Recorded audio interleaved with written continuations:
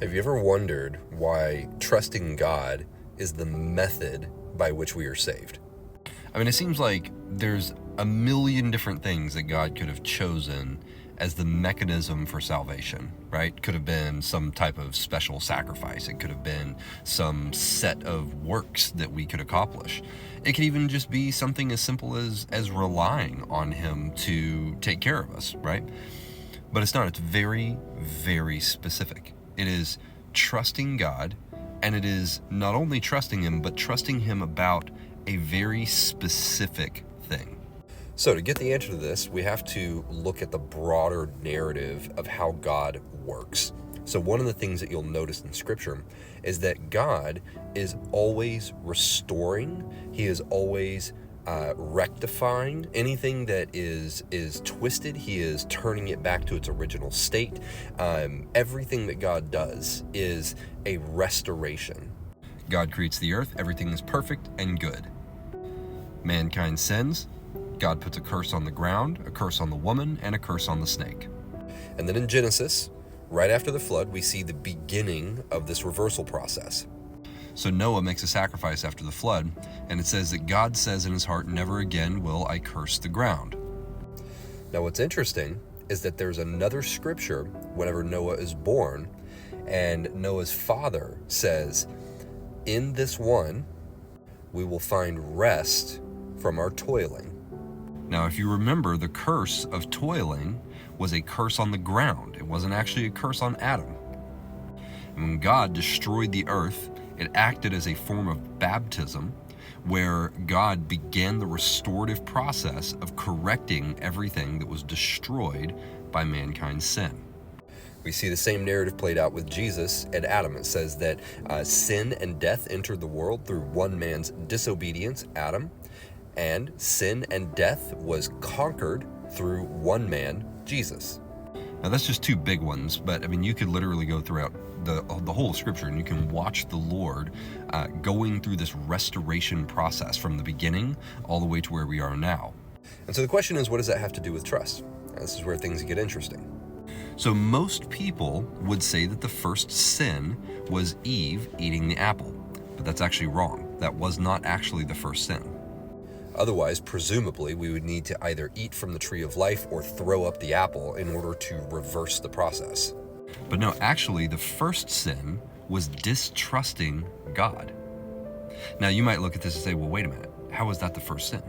You see, it was Eve's distrusting God that actually led her to eat from the apple.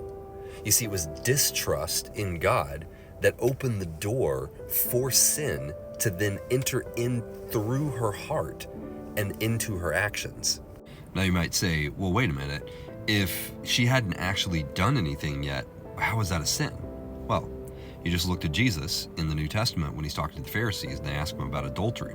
And he says, I tell you that if you look at a woman with lust in your heart or with lustful intent, you have already committed adultery with her in your heart. So you see, sin originates in the heart. And if you can commit adultery in your heart, then that means that you can sin from your heart even before you've actually taken the action and birthed the sin into the natural realm. And so what does this have to do with trust? Well, Eve's first sin was distrusting God, which led to disobedience. Trusting in Jesus is the reversal of that first sin. But here's the interesting part. Trusting in Jesus not only secures our salvation, it also inoculates us to sin. You see, all sin originates from distrusting God.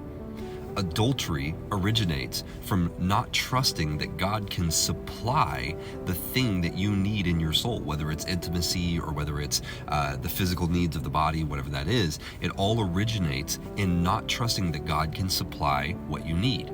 Stealing, not trusting that God can supply what you need. You can go down the list. Any sin that a human being commits originates in not trusting that God is going to or is capable of supplying the thing that we need. And so all sin originates in distrust. And in the same way, trusting in Jesus is the thing that inoculates us to sin. Now, does that mean that we will never sin again if we trust in Jesus? No, of course not, because our trust has not yet been perfected. And that is the journey of the Christian life. The whole entire everything, all of what the Christian life is the process of perfecting our trust in Jesus. That's why our faith is tested. You see, God doesn't need to test our faith to figure out whether or not we're faithful or whether or not we trust Him. God allows our faith to be tested so that we know that there are still areas that need to be resolved. There are still areas in our heart that we don't trust Him, and we need to then work through that relationally.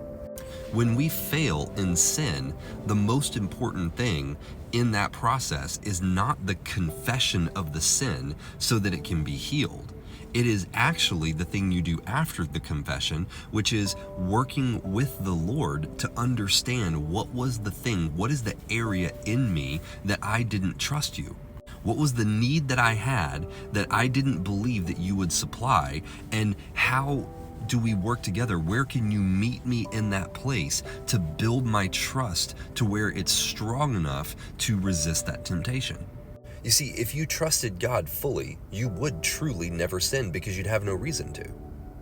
It's just like if you were 100% certain, beyond a shadow of a doubt, that whatever the need is that you had in your relationship was going to be satisfied, you would have no need to step out and commit adultery, right? Because you are 100% certain, you trust 100% that your needs are going to be satisfied.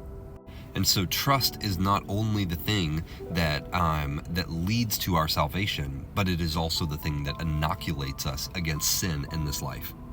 So bringing this all the way back to the beginning, if you are finding yourself in a perpetual cycle of sin, what I want to encourage you to do is, when you do that, 1, confess your sin to the Lord, and 2, I then want you to ask Him to show you, where is it? What is it in your soul? What need is it that you were trying to meet that led you to sin? And ask Him to reveal to you where in your soul is the trust weak, and then ask Him to help you by filling you with more trust in that area. See, the most interesting thing about all of this is if you look at the pattern in Adam and Eve's story, Adam and Eve first distrusted God, they then disobeyed God, and then they fled from God and tried to cover their sin. Our restoration process comes by trusting God, then obeying God. And when we stumble, because we inevitably will, instead of running and hiding our sin like Adam and Eve did, we are called to come to Him and confess the sin so that He can heal us and help us develop the missing trust. And that is why it is by trust alone that we are saved.